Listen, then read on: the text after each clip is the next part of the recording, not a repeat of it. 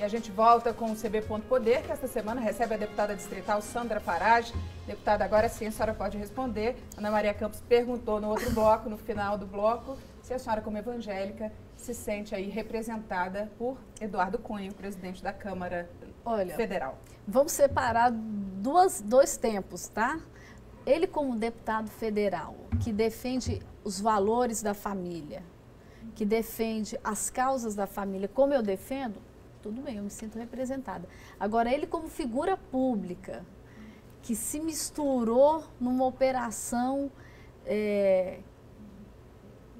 de corrupção, de desvio, aí não. Ele realmente, esse ponto aí de Lava Jato, eu não me sinto representada.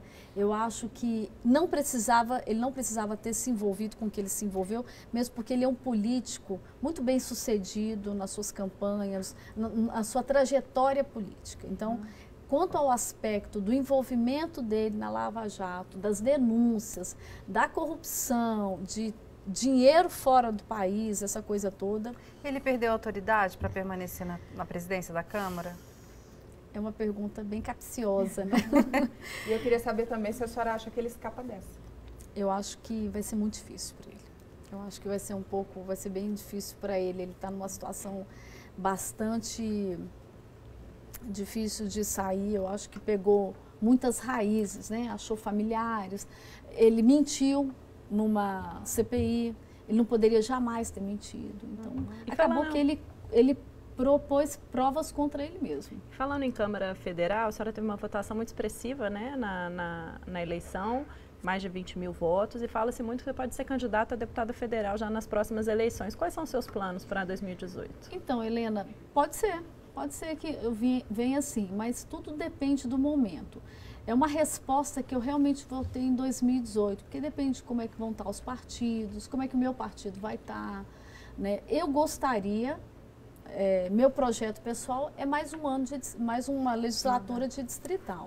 Eu queria saber da deputada qual poderia ser o papel da Câmara Legislativa para solucionar a crise aqui no Distrito Federal. Então, nós, durante esse ano de 2015, em alguns momentos, nós propomos algumas sugestões para o governo para minimizar a crise.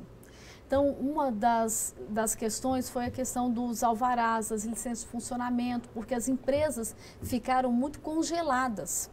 Então, mais de 1.000 empresas fecharam. E isso, se você interrompe o crescimento do setor produtivo, você deixa de gerar emprego e automaticamente deixa de gerar impostos e diminui a arrecadação do governo. Então, nós já temos feito algumas propostas nessa área de desenvolvimento, né? A gente já está contribuindo com o governo com algumas sugestões e ideias, mas é uma decisão, né, dele, né, do Poder Executivo. Agora, o governo, esse ano passado, passou maus bocados aí com a Câmara, né? Teve muita dificuldade para aprovar alguns projetos, mesmo na base aliada. Houve resistência a projetos do Executivo. Como é que você avalia essa relação hoje do governo com a Câmara? Você acha que tem perspectiva de melhorar em 2016? Helena, eu acho que sim. Eu acho que ele está caminhando para diálogos, né? Que isso foi o que ele falou muito na campanha dele, que ia dialogar muito com a sociedade, com a Câmara e tal. E não fez em 2015, deixou a desejar nesse ponto. E eu acho que agora ele está começando, ele percebeu que tem que dialogar mais, que tem que considerar... Porque imagine vocês... Cada deputado, cada um de nós, fomos eleitos com um número X de votos, com um percentual da população do Distrito Federal. Então, a gente deve ter alguma coisa para contribuir a nível de políticas públicas. Dialogar mais significa abrir mais espaço no governo, para os deputados participarem, dar mais cargos. Não, gente, aí não é exatamente isso. Eu acho que a participação de você fazer um trabalho dentro do Executivo, isso é legítimo. Porque nós representamos uma população que quer que você trabalhe em algum aspecto, de estabelecer políticas públicas. Poxa, saúde, pega um deputado que tem bastante conhecimento na área da saúde. Ele tem muito a contribuir naquela área. Então, é legítimo ele poder estar compondo. Mas quando eu falo de políticas públicas, diálogo, não é exclusivamente cargos. É você poder fazer parte, de você chegar e falar assim, governador... Vamos fazer o S, ou então não vamos fazer o S, vamos fazer PPP. Ah, porque a nossa experiência é essa. Então, é essa participação de você poder falar e a sua voz ser ouvida. Ah, vamos fazer tal campanha na área social, vamos fazer, por exemplo, foi falado do atestado médico, que é um projeto que você mencionou. Na realidade, o projeto do atestado digital não é que obriga o médico a dar o atestado digital. Nós temos um número muito absurdo de números, são mais de 20 milhões por mês de prejuízos com atestados falsos. Então, quando você coloca o atestado digital, que não onera para o médico como se pensa que faria, o custo é mínimo, ele vai proteger o médico de ninguém pegar a receita e o carimbo dele e sair vendendo, porque se você vai no Conic, você compra um atestado por 10, 15 reais. O setor privado e público está sendo lesado porque ele está levando um prejuízo de ter recebido o atestado falso e o paciente, não existe nem paciente, né? Tem casos, para vocês terem uma noção, que é tão falso, o negócio é tão grosseiro, que o CID fala lá, o código de doença, diz que é gravidez. E é um homem dando o atestado. Então é muito grosseira. E como é que o atestado digital impede uma fraude? Não pode haver uma fraude também? Eu acho que o brasileiro é muito criativo, mas eu acho que nesse primeiro momento ele vai inibir, só que esse projeto ele tem um aspecto extremamente importante que não foi divulgado e nós seremos os precursores no Brasil a termos. Ele vai dar uma planilha, ele vai dar uma visualização para o governo dos maiores problemas epidemiológicos do mês e das cidades. Por exemplo, vai se saber quantas pessoas foram afastadas, por exemplo, no Guará por causa de dengue. E qual que é a situação desse projeto atualmente? Ele foi regulamentado, ele está no prazo de regulamentação. 90 dias, se eu não me engano. Então já é uma lei, né? Já é uma lei sancionada. E olha que interessante, o governo vai poder ver, tuberculose, quantas pessoas foram por dengue, tuberculose, depressão, câncer, foram afastadas do seu trabalho. Ele vai poder fazer políticas públicas preventivas. Ele vai fazer uma avaliação esse ano que vem, quando ele for comprar medicamentos, ele não vai comprar medicamentos baseados no achismo, mas ele vai saber mais ou menos uma média. Então, ele vai dar um norte para essa área de enfermidades dentro da cidade. Falando em saúde, que avaliação que você faz dessa área que é apontada como uma das áreas mais críticas da gestão do... De 0 a 10? Eu acho que estava 2 e não saiu dos 2. Eu acho que está bem abaixo da média. Bem abaixo da média.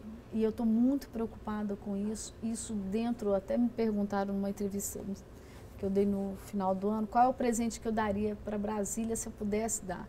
Eu falei, uma saúde decente. E o governador está respondendo à altura das necessidades, na sua opinião?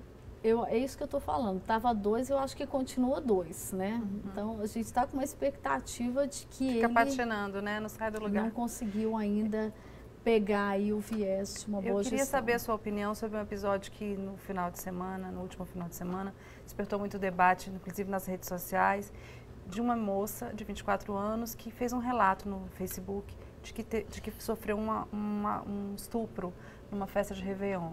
Ela descreveu a cena de como aconteceu, ela estava numa festa e foi levada para fora no estacionamento por um segurança. E essa manifestação dela tem causado muitos debates, ela tem sido condenada na internet, muita gente atacando, também ela tem recebido solidariedade. E eu queria saber a sua opinião sobre isso, se uma mulher deve se expor, deve relatar uma denúncia como essa de abuso sexual. Ana, ela tem direito de colocar o que ela quiser no Facebook, ela tem direito de falar, se ela quer falar da vida dela, ela tem todo o direito de fazer isso.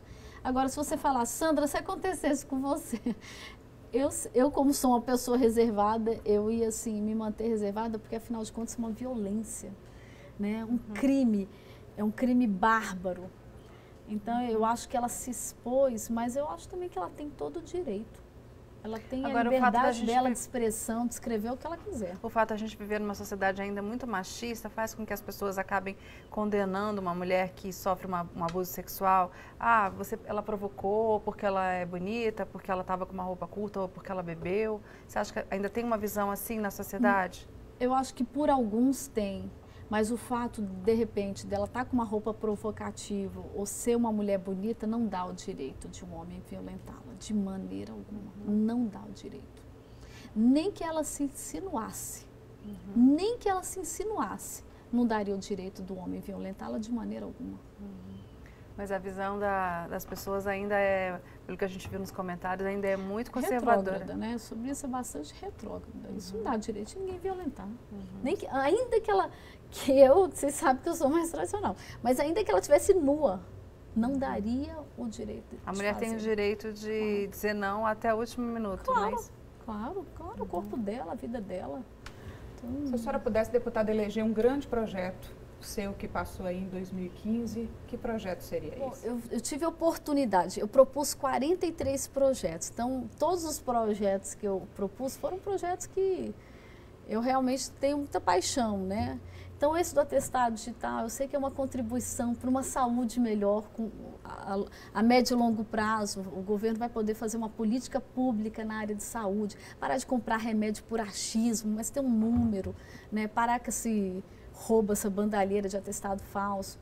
O PDE, que a gente mencionou, o Plano Distrital de Educação, eu me sinto muito realizada com ele. A gente falou só sobre ideologia de gêneros, mas eu fiz outras emendas nele, que são emendas para uma sociedade melhor, né? Sobre colocar professores dentro dos hospitais, dando aula para as crianças que estão enfermas, estão dentro dos hospitais, fazer parcerias com ONGs, creches com ONGs, ter recursos para cursos profissionalizantes. Então, foi um projeto muito completo para 10 anos, né? E outra, falou-se muito, Helena, sobre ideologia de gênero, mas a gente seguiu exatamente a linha do Plano Nacional de Educação, a gente não saiu da linha. Se a gente aprovasse a ideologia, é que a gente sairia da linha. Um outro projeto interessante, como está crescendo muito essa vibe de ciclista, e hoje as pessoas investem muito nas bicicletas, né? Tem bicicleta aí 18, 30 mil reais. Então, nós estamos fazendo uma certificação, um registro de bicicleta para, quando roubar, poder recuperar a bicicleta. Então, assim, a Semana da Família, que é um projeto que vai trabalhar a valorização da família. Ok, deputada, nosso tempo acabou, infelizmente. Muito obrigada pela presença.